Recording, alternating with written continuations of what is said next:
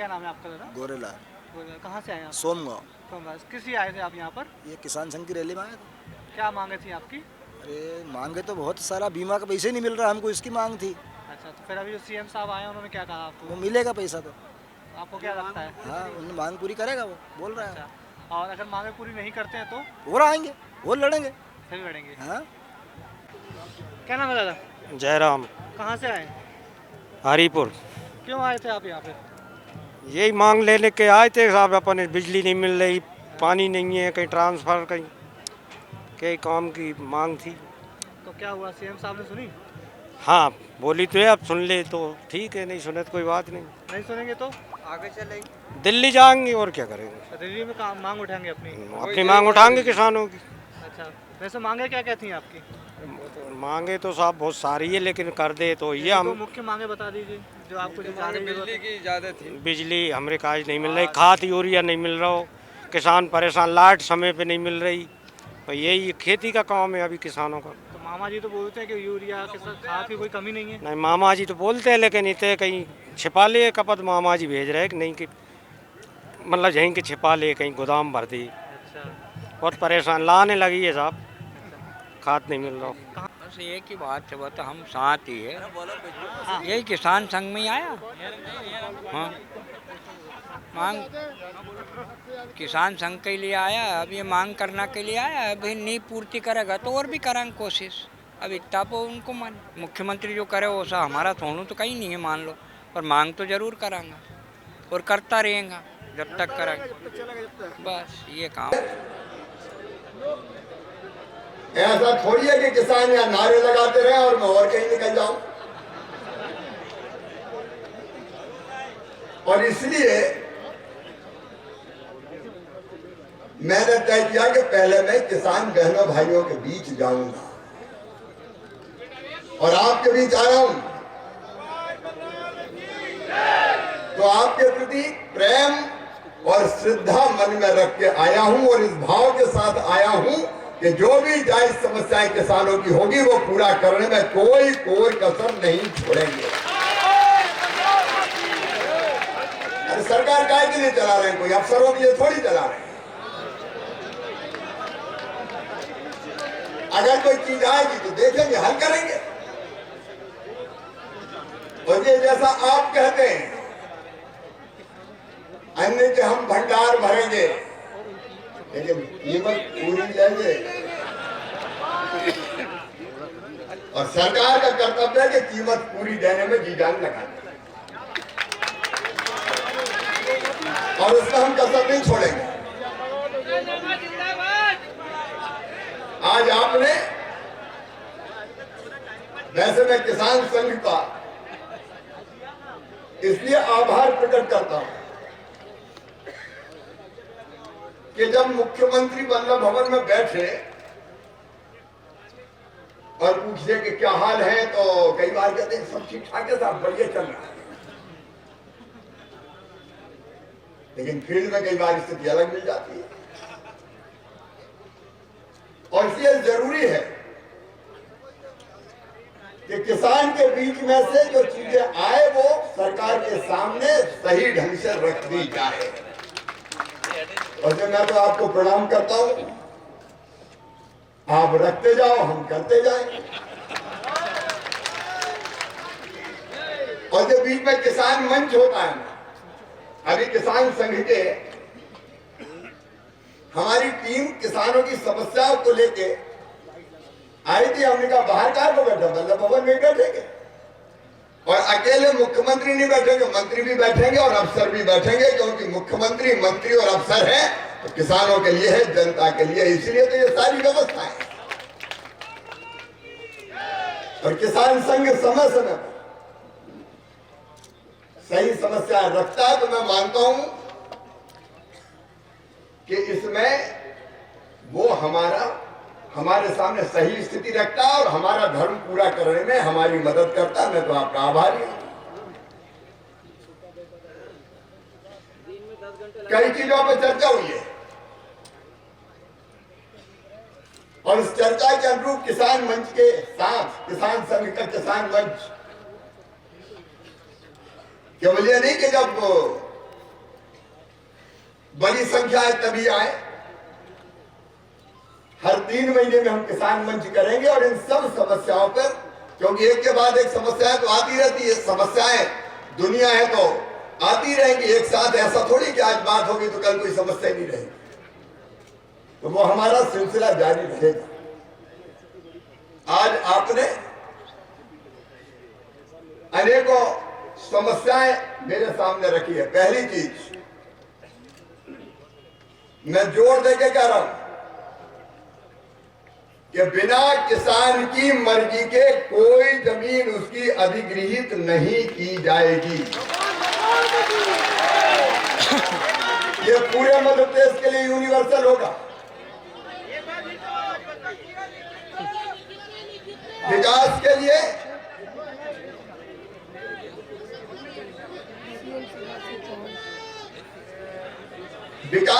जरूरत जमीन की पड़ती है, लेकिन वो जमीन जबरदस्ती नहीं ली जाएगी, किसान की सहमति से ही ली जाएगी, बिना सहमति के नहीं ली जाएगी।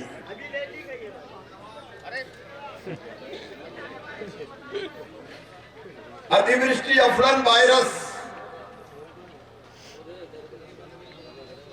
आपने इस पे लिखा है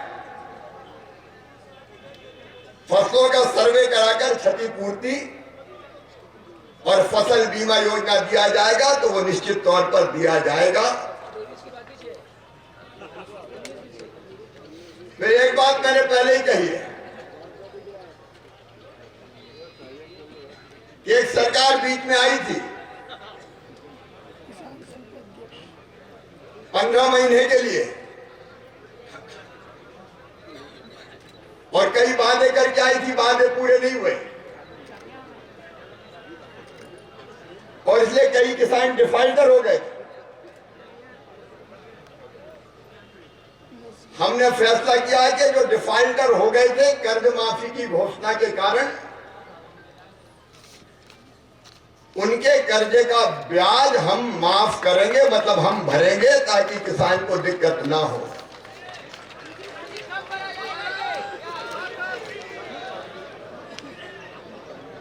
फिर आपने कृषि पंप अनुदान योजना फिर से चालू करने की मांग की है। अगले बजट में इसका प्रावधान कर दिया जाएगा। एक बात है, जिलों में होने वाली फसलों को जिलों में अधिसूचित किया जाए, कर दिया जाएगा। मुख्यमंत्री खेत सड़क योजना फिर से चालू कर दी जाएगी और बलराम तालाब के बारे में थोड़ा विचार करके फैसला लेंगे, आपके साथ चर्चा करेंगे।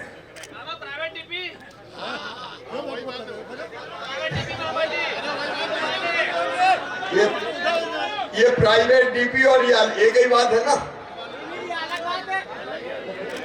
एक ही बात है ना। अनुदान देके डीपी रखवाना कोई प्राइवेट डीपी है।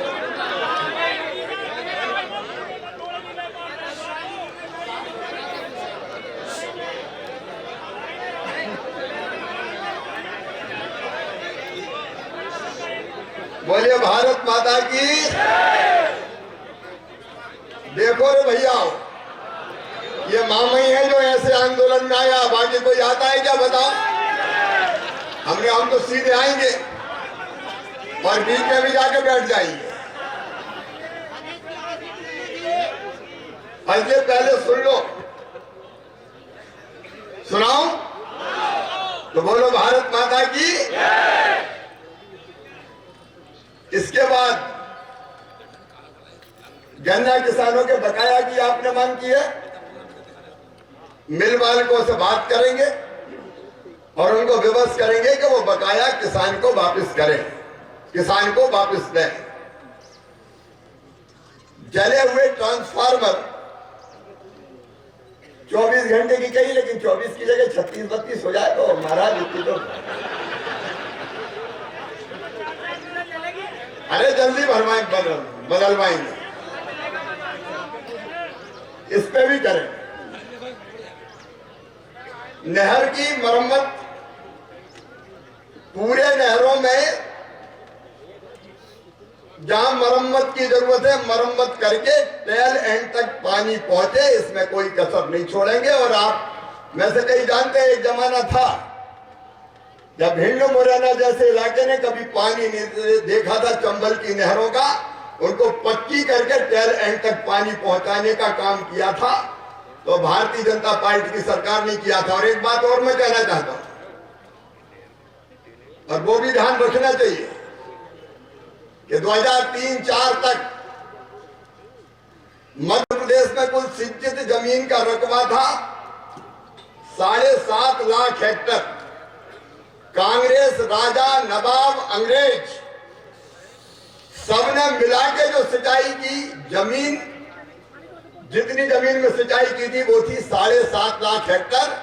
उसको बढ़ा के 45 लाख हेक्टर तक पहुंचा दिया और 65 लाख हेक्टर तक पहुंचाएंगे। कभी ऐसी सरकारें भी होती थी जो कहती थी कि नर्मदा का पानी छिपरा में नहीं जाएगा, काली सिंध में नहीं जाएगा, पार्वती में नहीं जाएगा।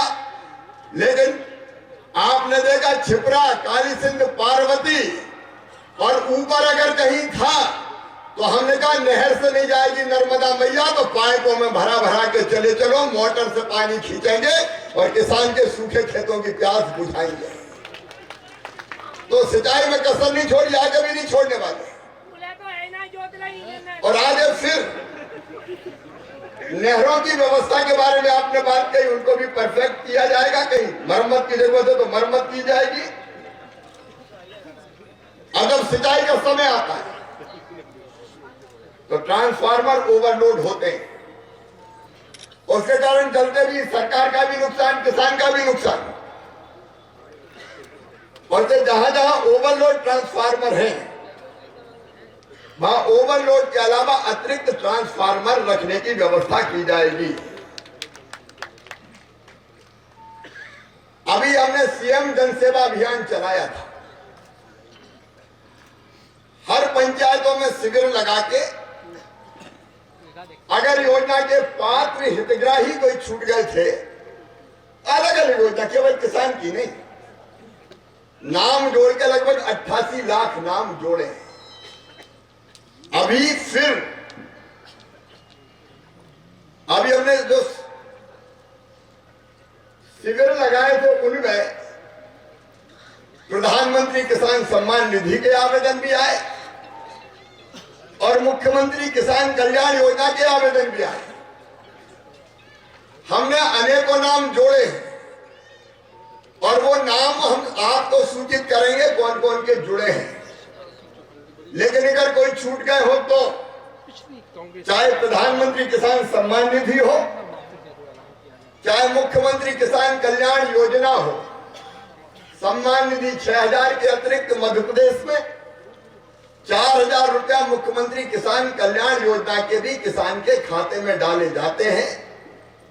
और ऐसे नाम अगर छूट गए हो तो अभी जोड़े हैं लगभग 88 लाख ओवरऑल जोड़े हैं, जिसमें किसान के साथ गरीब भी है, तो उन नामों को भी जोड़ा जाएगा। और राजस्व के मामले में जितने भी राजस्व से संबंधित मामले हैं उन सब मामलों में पंचायत बार फिर से शिविर लगा के शिविर में ही आपकी समस्या का समाधान करेंगे, ताकि तहसील में और बाकी जगह किसान को चक्कर ना काटना पड़े।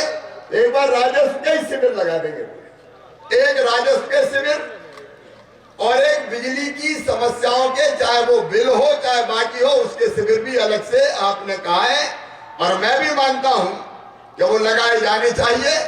तो बिजली के शिविर अलग से लगाए जाएंगे, राजस्व के शिविर अलग से लगाए जाएंगे।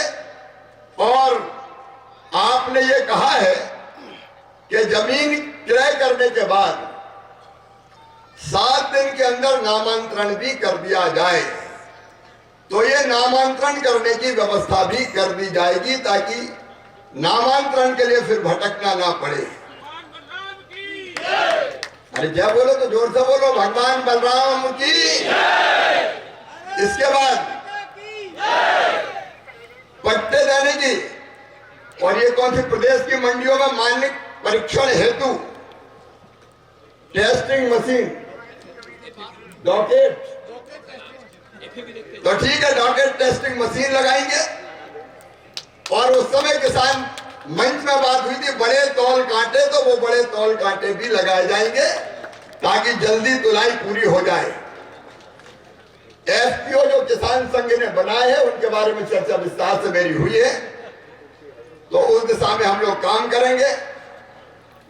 हमारे वनवासी आदिवासी क्षेत्रों में भूमिहीन किसानों को पट्टे को परीक्षण करेंगे कि रेवेन्यू के हैं कि क्योंकि जो फॉरेस्ट के जमीन के पट्टे हैं वो केवल जनजाति किसानों को दिए जा सकते हैं, लेकिन जिन गरीब किसानों ने कई वर्षों से रेवेन्यू की जमीन पे कब्जा करके खेती की है, वर्षों हो गए, कई पीढ़ियां निकल गई, वो जमीन उनके नाम नहीं है।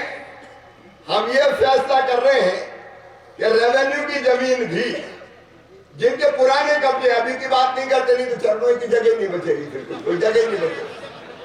पुराने कब्जे जिनके हैं उन सबको पट्टा देने की व्यवस्था की जाएगी, चाहे किसी भी जाति का किसान हो, वो सामान्य वर्ग का हो, पिछड़े वर्ग का हो या बाकी कोई और हो, क्योंकि वर्षों से खेती कर रहे हैं तो उसका भी हक है कि उस जमीन पर उसको परमानेंट पट्टा मिल जाए, ताकि झाबुआ, अलीराजपुर, छिंदवाड़ा, शहडोल, अनूपपुर, मंडला, डिडोरी, बालाघाट और कहीं हो तो भाभी, अगर कोई छूट गया तो भाभी दे दो।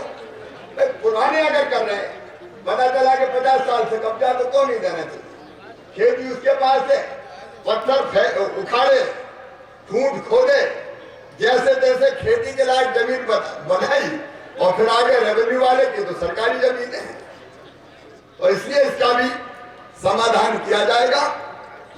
और मैं फिर कह रहा हूं,